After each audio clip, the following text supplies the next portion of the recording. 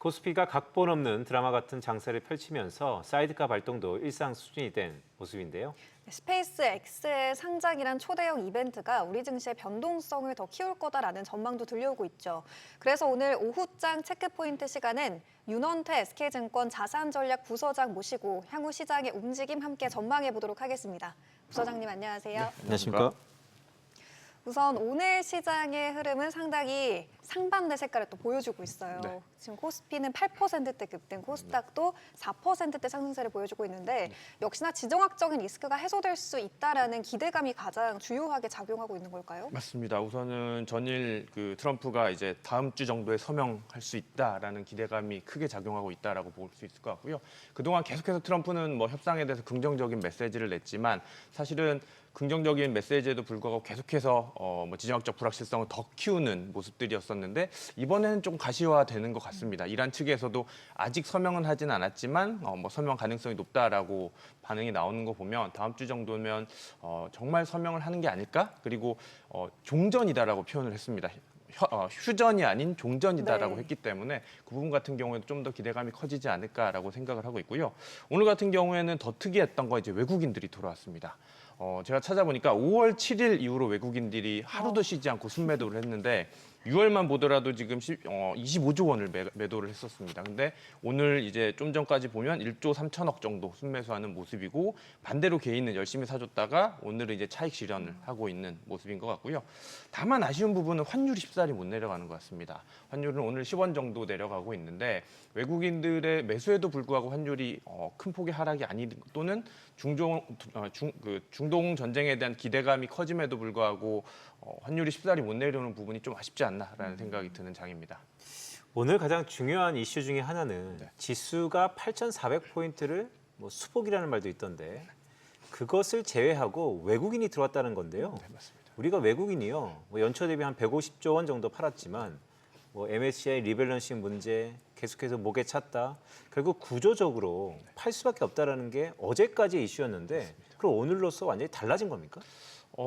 사실 이제 얼만큼 팔았는지는 그들 입장에서 포트가 얼만큼 비워졌는지는 모르겠습니다. 근데 역사적으로 큰 규모의 매도가 있었음에도 불구하고 계속해서 매도할 수밖에 없는 환경이다라고 저도 생각이 되는데 특히나 지수가 오르면 오를수록 한국의 비중은 높아질 것이고요.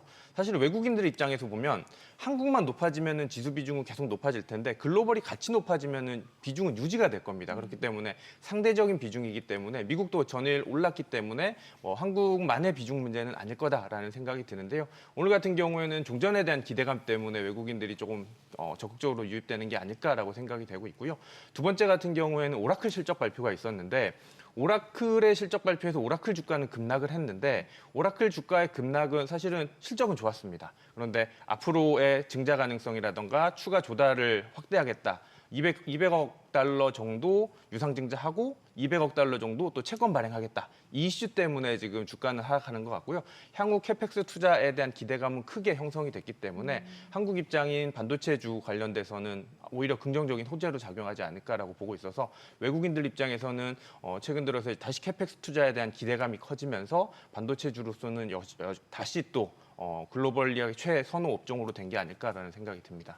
지금 시장에서 최대 화두 중에 하나가 뭐냐면 스페이스 X의 상장이잖아요. 이제 오늘 밤부터 미증시에서 거래가 시작이 될 텐데 스페이스 X가 상장된 이후에 국내 증시의 영향이 궁금해요. 지금 시장에서는 유동성 관련해서 우려도 있지만 중장기적으로 봤을 때 산업을 AI 쪽에 대한 투심을 더 극대화할 거다 이런 기대감도 있잖아요. 네, 맞습니다. 우선 두 가지일 것 같아요. 아주 단기적으로 보면 이번 주 들어서 외국인들이 매도했던 것들이 일부는 스페이스 X 청약 증거금으로 납입하기 위해서 매도를 했다라는 썰이 있었었는데 사실은 얼만큼 나갔는지는 모릅니다. 다만 개연성은 있었을 것 같고요.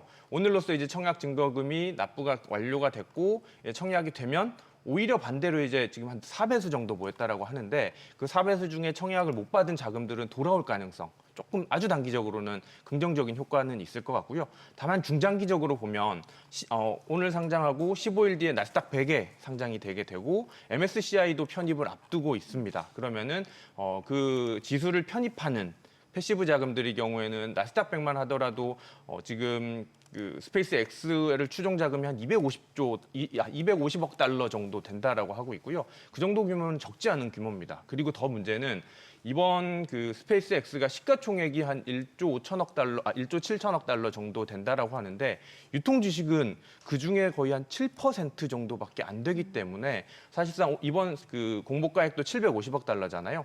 거기다가 조금 더 더해서 유통이 될 텐데 그렇게 된다라면 요만큼 거의 7%에 달하는 유통 주식을 가지고 패시브 자금이 추종을 하게 되면 변동성도 엄청나게 높을 것으로 생각을 하고 있고요. 한국에 있는 개인 투자자들이나 또는 기관 투자자들 분들도 사고 싶어 할 것 같은데 제가 생각하기에는 오늘 상장되고 다음 15일 사이에 패시브 자금들이 유입된다라는 관점에서는 단기적으로는 올릴 수 있겠지만 그 이후의 변동성이 엄청 커질 것 같습니다. 그래서 스페이스 X 그 관련 주뿐만 아니라 스페이스 X의 변동성 커질 것으로 생각을 하고 있고요.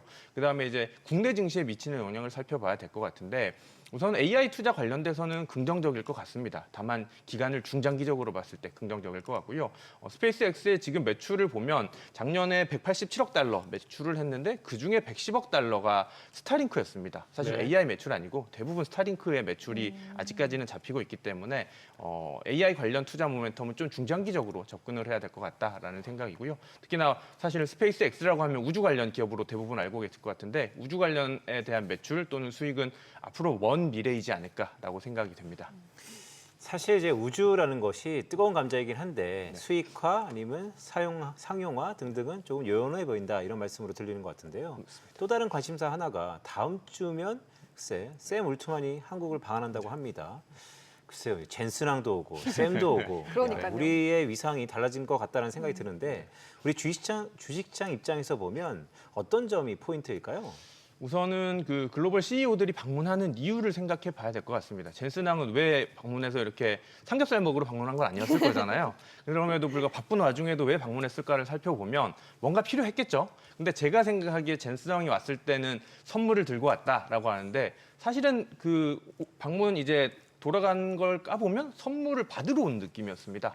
칩의 부족 때문에 삼성전자와 하이닉스에는 칩 좀 더 주세요라고 하는 게 진짜 모습이었던 것 같고 그다음에 이제 네이버라던가 LG전자의 경우에는 본인들의 제품을 판매하기 위한 목적이었다라고 생각을 하고 있고요.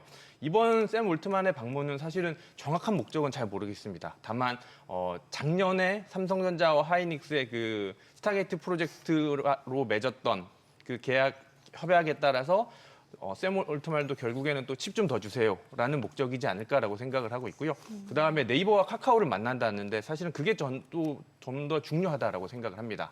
사실은 젠슨 왕의 경우에는 네이버를 만났고 LG전자를 만났는데 이후에 주가가 다시 다 돌아왔잖아요. 네. 근데 직접적으로 보면 젠슨 왕과 네이버라든가 LG전자의 직접적인 사업 연관성은 크진 않았다라고 저는 생각을 하고 있고 미래에 대해서 공동 협조 또는 협약을 맺긴 했지만 구체적인 계약도 없었기 때문에 주가가 다시 돌아온 게 아닐까라고 생각이 되는데 샘 올트만 같은 경우에는 네이버나 카카오와 사업 연계성이 좀 더 높다라고 저는 보고 있어서 카카오 같은 경우는 이미 어플에 챗 GPT를 실어놨기 때문에 그런 공동 협약과 아니면은 사업 개발 목적으로 온다라는 관점에서는 어떤 구체적인 사업 방안이 나온다라면 네이버나 카카오 주가 입장에서는 급등할 가능성이 있지 않을까라고 생각이 됩니다.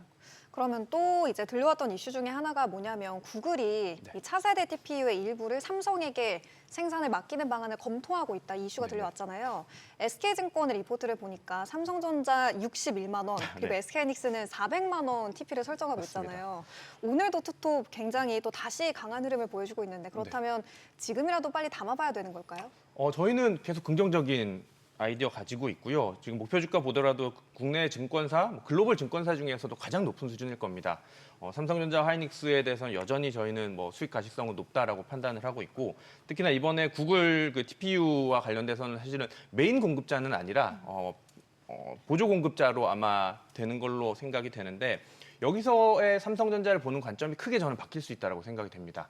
그동안 삼성전자의 약점이 파운드리였었는데 아픈 손가락이었습니다. 계속해서 투자 대비해서 적자를 보이고 있었기 때문에 아픈 손가락이었었는데 이번 TPO도 그렇고 최근에 이제 그 테슬라와의 계약도 그렇고 이제는 파운드리가 어떻게 보면 흑자 전환될 가능성이 점점점 시간이 다가오지 않나라고 생각을 하고 있고요. 아직까지는 적자 가능성이 좀 더 높을 것 같은데 적자의 폭을 줄일 것 같습니다. 그리고 더 이제 시간의 문제다라고 생각이 되는데 HBM4 같은 경우에 아직까지 매출 비중이 높진 않지만 3나 3E와 다르게 HBM4의 경우에는 베이스 다이라는 그 HBM의 두뇌 같은 게 들어가게 되는데 이게 파운드리에서 제조가 됩니다. 근데 SK 하이닉스의 경우에는 파운드리가 없으니까 TSMC로부터 외주를 받아서 생산을 하게 되는데 삼성전자의 경우에는 파운드리가 있다 보니까 베이스 다이를 직접 만들고 HBM을 만들고 거기다 이제 패키징까지 하는 원키 솔루션을 삼성전자는 가지고 있다 보니까 어떻게 보면은 이런 모멘텀들이 삼성전자를 재평가할 수 있는 구간으로 돌입되지 않나라고 생각을 하고 있고요. 최근 들어서 하이닉스의 주가가 상승세가 좀 더 두드러지고 있는데 시간이 지나면 지날수록 오히려 삼성전자의 재발견 또는 재평가 기회가 오지 않을까라는 기대감을 가질 수 있을 것 같습니다. 그러니까 윤원태 부소장이 그렇게 말씀하셔서 그런지 오늘 삼성전자 시세가 조금 더 하이닉스보다 나긴 하네요. 네. 자, 그런데 뭐 전자닉스만 있는 게 아니지 않습니까? 그렇습니다. 다양한 종목들이 있는데 최근 AI 시대에 투자는 어디에 해야 되냐? 병목. 네. 그러면 거기에 기판, 전기 오늘 좀 더 뜨겁거든요. 삼성전기를 비롯한 이런 기판 쪽은 어떻게 봐야 될까요? 사실 기판 삼성전기가 대표적일 것 같은데 밸류에이션에 대한 부담은 많은 것 같습니다. 너무 비싸다라는 의견들이 많은 것 같은데 저희 SK증권 하우스에서는 그럼에도 불구하고 기판을 또 상당히 긍정적으로 판단을 하고 있고요. 단순하게 보면 병목이다라고 하는데 기판 쪽에서는 아직까지 병목이 심한 것 같지는 않습니다. 근데 기판을 매수해야 되는 업체 측에서 보면 앞으로 병목이 심해질 거다라는 기대감 때문에 재고를 지금 축적하고 있는 기간인 것 같고요. 기판 가격이 계속해서 올라가고 있는데 내년, 내후년까지도 기판 가격은 한 30% 이상 저희는 더 오를 걸로 판단을 하고 있어서 기판 쪽이 아무리 지금 주가 밸류에이션 측면에서 보면 비싼다고 하더라도 수익성에서 보면 지금보다는 더 상승할 여력이 더 아직 남아있다라고 판단을 하고 있고요. 뭐 AI 사이클에서 인프라 투자는 반도체만이 아니잖아요. 반도체 만들려면 다양한 기판이라던가 소부장 기업도 같이 갈 수밖에 없기 때문에 최근 이번 주 들어서 소부장들의 주가가 조금 이제 부각이 되는 것 같은데 네. 낙수 효과다라고 저는 생각을 하고 있습니다. 삼성전자 하이닉스에서부터 이제 점차 퍼질 것으로 생각을 하고 있고요. 그동안 상대적으로 소부장 기업이 좀 부진했다라면 지금부터는 이제 상대적으로 같이 가는 모멘텀으로 작용하지 않을까라고 좀 긍정적으로 보고 있습니다. 그러니까 오늘 같은 장은 정말 지수가 8% 이상 오르다 네. 보니까 근데 그 가운데서 보니까 상승 종목이 하락 종목이 거의 10배예요. 800개 넘는 종목들이 상승하고 있는데 그중에 뭐 다양한 스윙 종목들이 있었지 않습니까? 뭐 재건, 건설, 피해 조선까지도 네. 전반적으로 이 모든 것들은 어떻게 봐야 될까요? 오늘 조금 특징적인 게 이제 건설이랑 조선주도 같이 오르고 있는 것 같고요. 뭐 조선은 이제 다른 모멘텀인 것 같고 건설 같은 경우에는 종전 기대감 때문에 중동 재건 기대감 때문에 그동안 좀 부진했었는데 뭐 종전에 대한 기대감이 계속해서 희석이 되다 보니까 주가는 하락을 했다가 다시 이제 종전에 대한 기대감 때문에 건설주들이 조금 상승 탄력 받고 있다라고 생각을 하고 있는데 저는 건설주 특히나 중동 재건주와 관련돼서는 조금 조심스럽게 볼 필요는 있다라고 좀 생각합니다. 조심스럽게 네, 보자. 네. 왜냐하면은 우선은 수주가 확정된 게 아니잖아요. 과거에 한국 기업들이 중동에 건설을 많이 했다라는 케이스 때문에 다시 우리한테 줄 수 있다라는 기대감인 건데 그렇지 않을 수도 있는 거잖아요. 사실은 반도체다 그러면 사실은 삼성전자 하이닉스가 글로벌리하게 매출 비중이 워낙 높기 때문에 어쩔 수 없이 우리가 갈 수밖에 없는 환경인데 건설 기업들의 경우에는 유럽에도 많고 아시아에도 많고 미국에도 많다 보니까 확정은 아닌 상태이기 때문에 중동 전쟁이 끝난다고 하더라도 건설주에 대해서 확신을 갖고 들어가기보다는 조금 조심할 필요는 있지 않을까라고 생각을 하고 있고요. 그다음에 조선주 같은 경우에는 오늘 이제 그 한국형 차기 구축함이 발표가 됐습니다. 거기에 하나오션이 1등으로 점수를 받았고 그와 관련돼서 이제 모멘텀으로 작용하고 있는 모습이다라고 생각이 되는데요. 그거보다 더 큰 게 기다리고 있습니다. 지금 캐나다 잠수함. 그쵸. 조만간 발표를 앞두고 7월 초 정도 발표를 앞두고 있는 것 같은데요. 지금 그 한국형 차기 잠수함은 수주 규모가 7조 8천억 정도 되는데 캐나다 잠수함은 이거보다 엄청납니다. 70조 규모의 수주를 지금 기다리고 있기 때문에 거의 10배네요. 맞습니다. 인간은 조선주들 시가총액을 뛰어넘을 수도 있겠는데요. 맞습니다. GDP에 차지하는 규모도 이제 상당히 클 것 같고요. 게다가 더해서 이제 MOU를 맺어서 그 유지관리까지 30년 유지관리 계약으로 들어갈 수 있다라는 기대감 때문에 조선주들이 다시 한번 상승 모멘텀을 작용하지 않을까라고 생각을 하고 있고요. 만약에 발표가 돼서 수주에 성공을 하게 된다라면 어디가 될지는 모르겠지만 하나오션이랑 HD 현대가 같이 지금 공동으로 들어갔는데 네. 하나오션이 조금 더 비중이 높은 걸로 알고 있습니다. 새로운 주가 모멘텀으로 작용할 가능성도 있다라고 생각을 하고 있고요.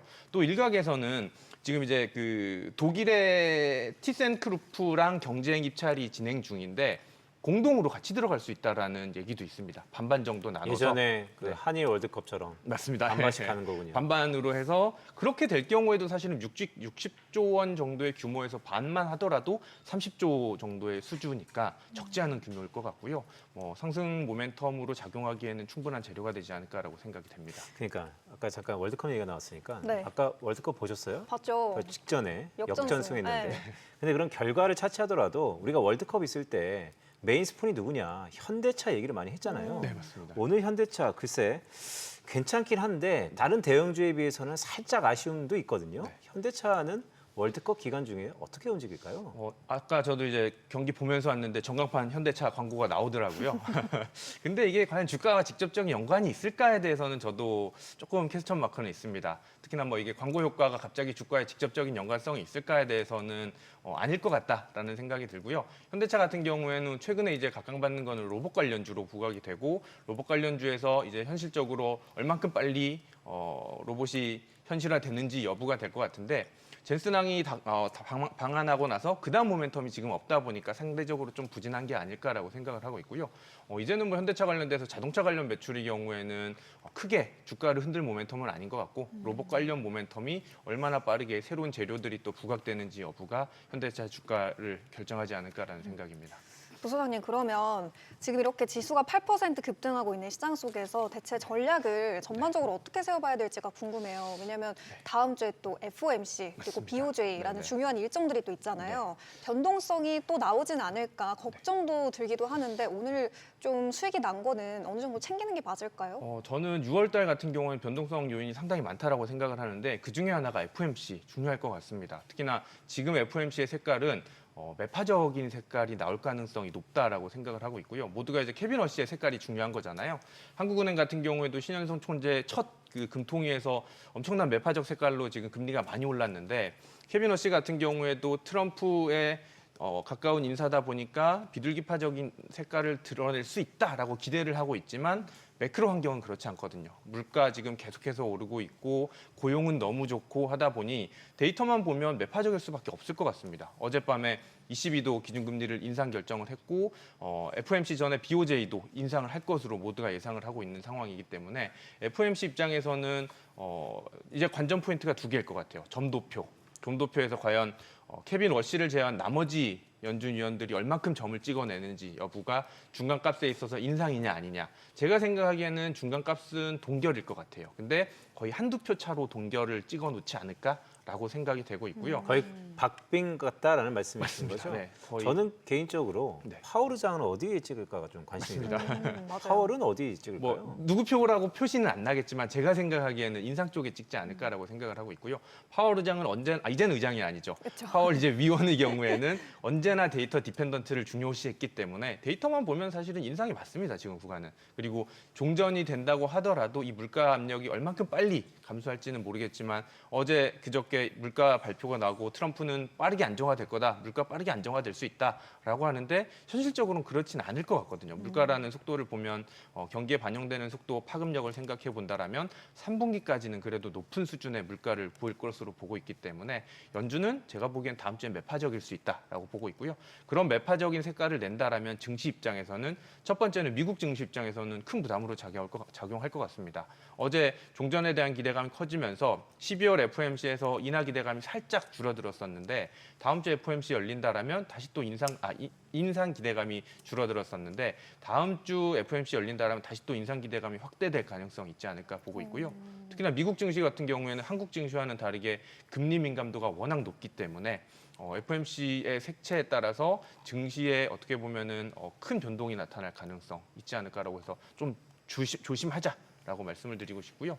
한국 같은 경우에 이제 미국 증시에 영향을 받아서 간접적인 영향을 받겠지만 미국이 혹시라도 미국 증시가 매파적인 FOMC 때문에 충격을 받는다라면 한국도 예외는 아닐 것 같다라고 생각이 됩니다. 그러면 이렇게 마지막으로 좀 여쭤봐 볼게요. 네. 사실 오후장이 매우 중요해 보입니다. 이번 주가 어떤 주입니까? 매도 사이드카로 시작했는데 네. 오늘 매수 사이드카로 마무리하네요. 그런데 주말 사이에 불안감도 있지만 이런 시세라면 이런 기세라면 다음 주 월요일에 너무 좋겠다 이런 기대도 있는데 오후장은 어떻게 준비해야 될까요? 우선 오후장 지금 정도 유지될 것으로 저는 생각을 하고 있고요. 오늘 근데 개인들이 팔고 있는 상황인데 차익 실현이다라고 생각이 됩니다. 그리고 나면 또 개인들은 주가가 조금씩 빠질 때마다 다시 방어하는 모습으로 코스피 시장을 지켜주지 않을까라고 생각을 하고 있고요. 외국인들의 매수가 정말 이제 공교롭게도 한 달 만에 거의 순매수로 전환을 했는데 이 매수세가 다음 주까지 이어질지 여부가 정말 중요한 모멘텀이다라고 생각을 하고 있고요. 오늘에 이어서 다음 주까지 이어진다라면 어떻게 보면 반대로 그동안 이제 기계적인 매도를 했던 비중 문제 그게 해소된 게 아닐까라고 생각을 할 수 있을 것 같고요. 다음 주에 다시 매도로 전환을 하게 된다면 여전히 또 비중 문제구나라고 생각할 수 있을 것 같은데 오늘에 이어서 앞으로 며칠간 외국인들의 순매수 동향도 지켜볼 필요는 있지 않을까라고 생각이 됩니다. 네, 그럼 저희 방송 중에 전해드린 내용과 관련해서 모든 투자 판단의 책임은 투자자분들에게 있다는 점 알려드리면서요. 오늘 오후장 체크 포인트는 여기서 마무리하도록 하겠습니다. 지금까지 윤원태 SK증권 자산전략 부서장과 함께했습니다. 오늘 말씀 고맙습니다. 네, 고맙습니다.